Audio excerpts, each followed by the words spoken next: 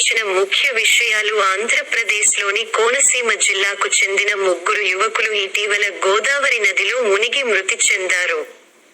గోదావరి నది గురించి, ఇది గంగా తర్వాత భారతదేశం యొక్క 2వ పొడవైన నది మరియు భారతదేశంలోని 3వ అతిపెద్ద నది. భారతదేశం యొక్క మొత్తం భౌగోళిక ప్రాంతంలో 10% ప్రవహిస్తుంది.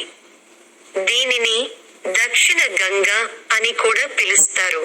ఇది దక్షిణ గంగా నదిగా అనువదిస్తుంది. కోర్సు: నాసిక్ జిల్లాలోని త్రయంబకేశ్వర్ వద్ద ఉన్న బ్రహ్మగిరి పర్వతంలో గోదావరి నది పుట్టింది. ఇది దాదాపు 1465 కిలోమీటర్ల పొడవున నడుస్తుంది.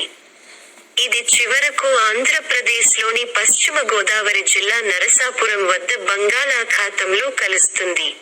నది ప్రధాన భాగం 3 రాష్ట్రాల గుండా ప్రయాణిస్తుంది: మహారాష్ట్ర, తెలంగాణ మరియు ఆంధ్రప్రదేశ్. దాని బేసిన్లో మధ్యప్రదేశ్, కర్ణాటక, ఛత్తీస్గఢ్లోని కొన్ని భాగాలు మరియు ఒడిశా ఉన్నాయి.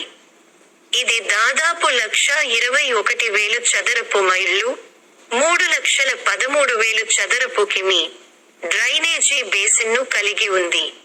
ఈ బేసిన్కు ఉత్తరాన సత్మల కొండలు, అజంతా శ్రేణి మరియు మహదేవ్ కొండలు, దక్షిణ మరియు తూర్పున తూర్పు కనుమలు మరియు పశ్చిమాన పశ్చిమ కనుమలు ఉన్నాయి. నైరుతి రుతుపవనాల సమయంలో గోదావరి పరీవాహక ప్రాంతంలో అత్యధిక వర్షపాతం నమోదవుతుంది.